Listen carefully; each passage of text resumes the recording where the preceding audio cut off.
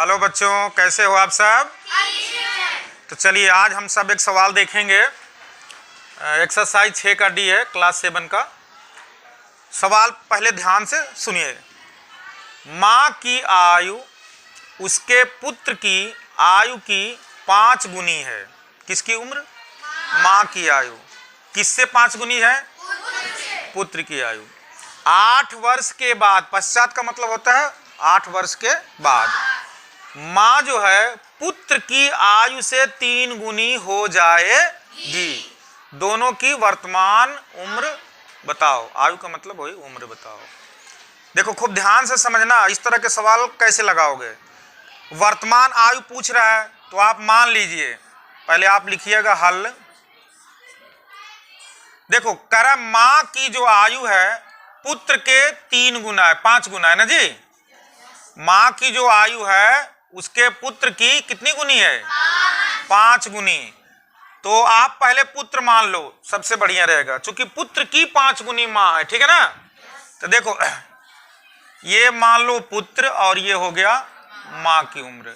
माना वर्तमान में जो उम्र है, पुत्र की उम्र कितनी वर्ष? x वर्ष। तो आप लिखना पुत्र की उम्र x वर्ष। तो माँ कितनी गुनी हो जाएगी इसके? 5 गुनी, यानी 5 का गुणा हो जाएगा x में, तो क्या हो जाएगा? 5x। तो 5x वर्ष हो गया माँ की उम्र। यहां तक समझ में आपको आ रहा है?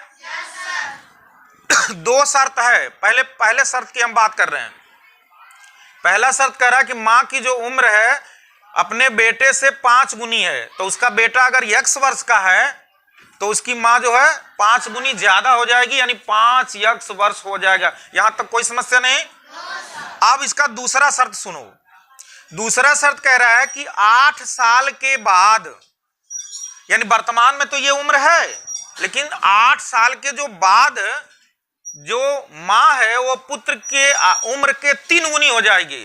तो 8 साल के बाद माँ भी 8 साल बढ़ेगी और उसका पुत्र भी 8 साल बढ़ेगा। बोलो बढ़ेगा कि नहीं? बढ़ेगा ना।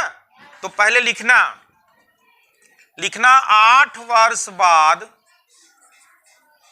8 वर्ष बाद पुत्र की आयु। तो आज कितना है पुत्र की आयु?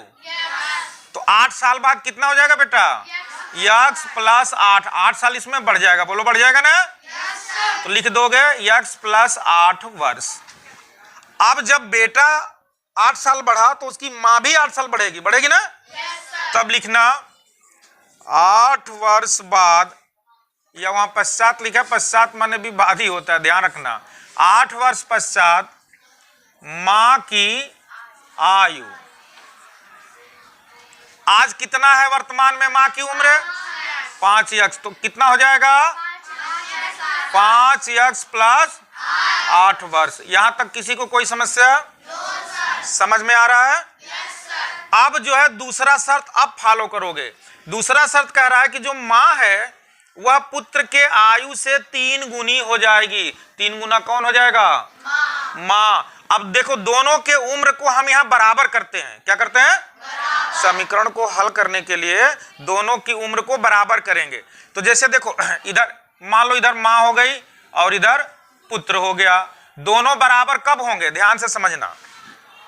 दोनों बराबर तब होंगे जब कर माँ पुत्र की आयु से 3 गुनी हो जाएगी। 3 गुना कौन हो जाएगा? माँ। माँ 3 गुना बढ़ रही है, तो या तो 3 गुना माँ में से कम कर लो तब बेटे के बराबर हो जाएगी, या तो बेटा में 3 का गुणा कर दो तब माँ के बराबर हो जाएगी। बोलो उम्र हो जाएगा ना। तो आप लोग ऐसा ही करोगे। पहले उम्र लिख लो। माँ की उम्र क्या है? 5x प्लस, तो माँ के नीचे लिख लो 5x प्लस 8। हाँ, अब बराबर होना चाहिए था पुत्र के उम्र का। तो पुत्र का उम्र कितना है? x plus 8। माँ जो है 3 गुनी हो रही है। यही ध्यान से समझना है, नहीं तो फिर सवाल हल नहीं कर पाओगे आप। हमें उम्र को यहां बराबर का निशान दे दिया, मुझे बराबर करना है इसके उम्र को। बच्चे गलती क्या करते हैं? 3 का गुणा माँ के साथ कर देंगे।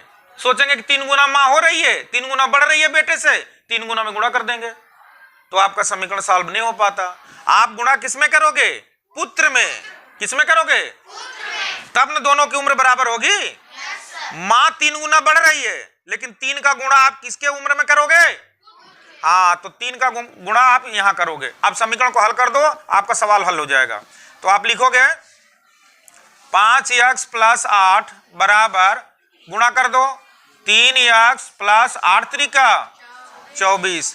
अब इधर हो गया 5x, इधर आ जाओ माइनस 3x बराबर 24 में इधर 8 घट जाएगा ना। तो 5 में से 3 घटाओ, 2x बराबर 24 में से 8 घटाओ 16 हो गया। तो देखो x बराबर कितना हो जाएगा, 2 से काट दो 8 बार, यानी बेटा जो है आपका हो गया 8 वर्ष का। चूंकि आप 8 x माने थे, आप देखो पुत्र क्या माने थे, x वर्ष, यानी जो बेटा है आपका उसकी आयु हो गई 8 वर्ष। अब मां की उम्र यहां लिख लो,